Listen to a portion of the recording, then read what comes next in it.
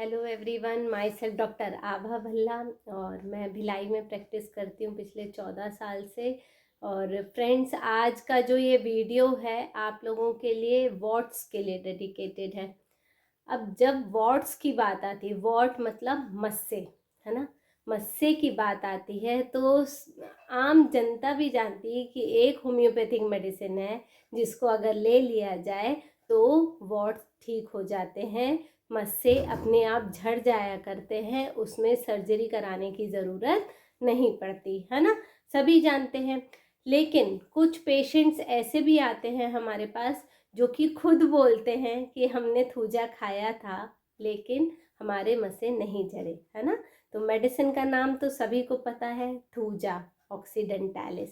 ठीक है, तो आज आप लोगों को बताती हूँ कि थूजा कहाँ पर रिकमेंडेड है, थूजा को कैसे लेना है, क्या सावधानी बरतना है और क्या ऐसी वजह है जिसकी वजह से थूजा आपको असर नहीं कर रही है।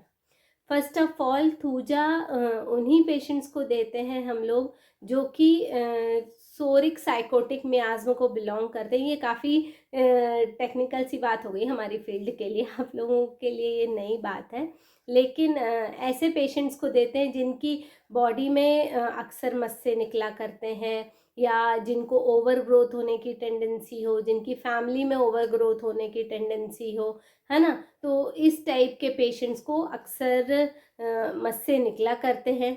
ये मस्से कैसे भी हो सकते हैं, सिर्फ अपनी जगह से उठे हुए भी हो सकते हैं, लटके हुए भी हो सकते हैं जिनको हम लोग पेडंकुलेटेड वॉट्स कहते हैं। कई बार झाड़ियों जैसे मस्से निकलते हैं, है ना।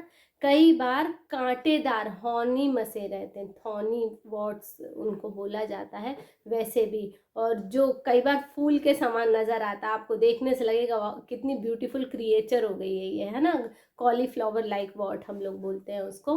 तो इस सभी प्रकार के मसों में थूजा काम करता है। थूजा एक जर्नल मेडिसिन है, ये आपको बता दो, ठीक है, जिसे आप ले सकते हैं। इसके अलावा होम्योपैथी में मल्टीपल मेडिसिन हैं जिनको हम लोग एरिया स्पेसिफिक के हिसाब से कि किस जगह पर मस्सा हो रहा है उस हिसाब से हम मेडिसिन पेशेंट को देते हैं और उस समय पे केस टेकिंग भी लगती है। लेकिन अभी आपको वो मेडिसिन क्यों नहीं बता रही हूँ, क्योंकि केस टेकिंग तो आपसे नहीं होगी ना, आप लेंगे तो जनरल मेडिसिन ही लेंगे, कंसल्ट करने पर ही आपकी केस टेकिंग हो पाएगी और आपको अपने लिए स्पेसिफिक मेडिसिन मिलेगी।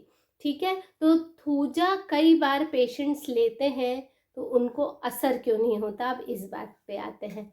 ठीक है, थूजा में कुछ रिस्ट्रिक्शन भी होता है, ठीक है, जैसे कि अक्सर होम्योपैथिक मेडिसिन में आप लोग जानते हैं कुछ ना कुछ रिस्ट्रिक्शन रहता है।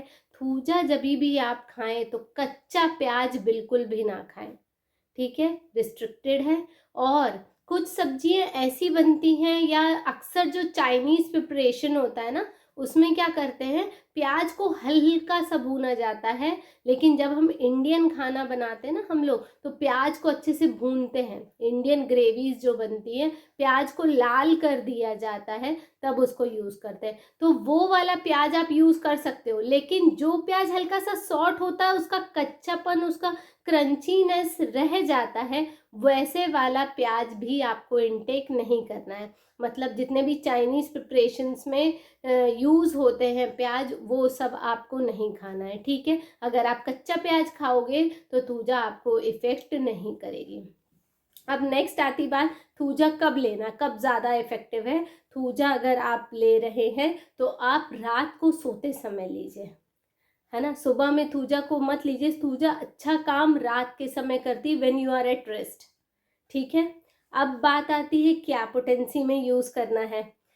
देखिए, मैं यूजुअली जो यूज़ करती हूँ आइदर 200 या 1 पोटेंसी, डिपेंड करता है कि पेशेंट की इम्यूनिटी क्या है, पेशेंट का एज क्या है, ये सब देखते हुए मैं पोटेंसी डिसाइड करती हूँ और फिर देती हूँ। एक और एडिशन आप ज़रूर करिए इसमें, कभी भी आप थूजा इनटेक कर रहे हैं ना, तो साथ में आप थूजा का मदर टिंचर उस वॉट के ऊपर ज़रूर लगाइए, देखिएगा एफिकेसी बढ़ जाएगी।